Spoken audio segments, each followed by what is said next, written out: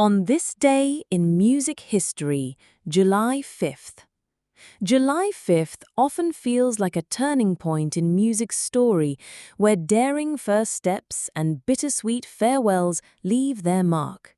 On this day, a young Elvis lit the fire of rock and roll long before groundbreaking albums stormed the charts, or a beloved band took its final bow.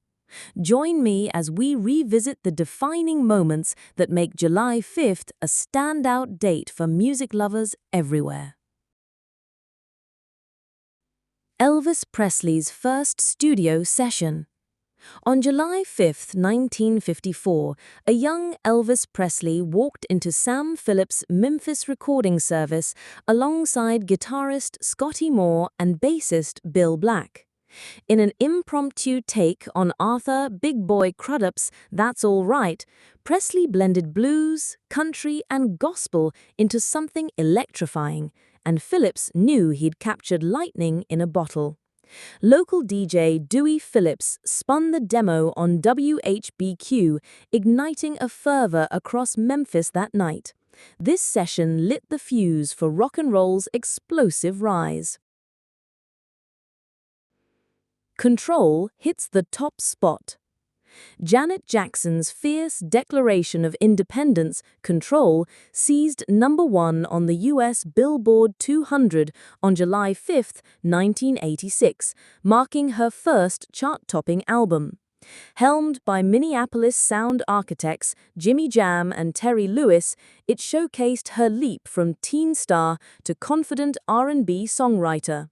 Tracks like What Have You Done For Me Lately and Nasty rewrote radio expectations for assertive women in pop.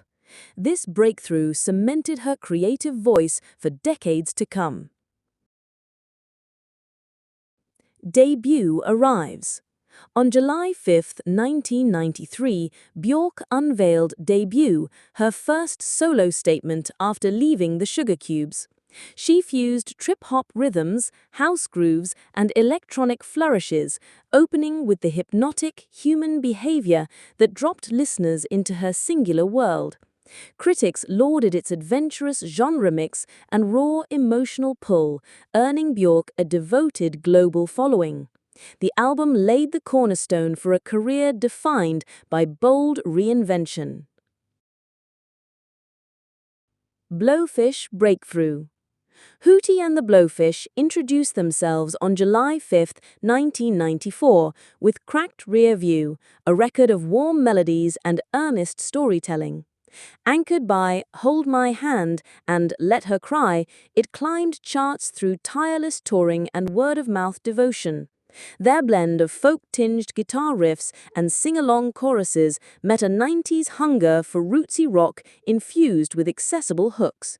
The album ultimately sold over 20 million copies in the US, becoming one of the decade's biggest debuts. Final Grateful Dead bow. On July 5, 2014, the Grateful Dead's surviving quartet billed their Soldier Field show as the band's last public performance. The set mixed fresh takes on Friend of the Devil with reflective moments acknowledging the community they'd built. Fans, many of whom had traded live tapes for years, filled the stadium in waves of tie-dye and shared goodwill.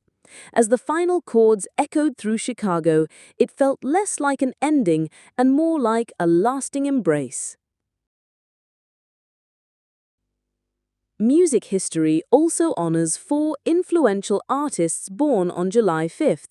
Robbie Robertson, 1943, guitarist and songwriter for the band, whose blend of rock and Americana set a roots rock standard. Huey Lewis, 1950, frontman of Huey Lewis and the News, whose rock-pop hits like The Power of Love dominated the 80s. Mark Cohn, 1959, singer-songwriter famed for his soulful storytelling on Walking in Memphis. Roisin Murphy, 1973, Irish vocalist and avant-pop pioneer emerging from the duo Moloko. July 5th stands at the crossroads of fresh beginnings and heartfelt farewells, showing us how a single day can launch new sounds or close long chapters. From Elvis's spark of rock and roll to modern legends stepping into the spotlight, these stories remind us that music's pulse never truly stops. Each milestone on this date continues to echo in playlists, airwaves, and the memories of fans everywhere.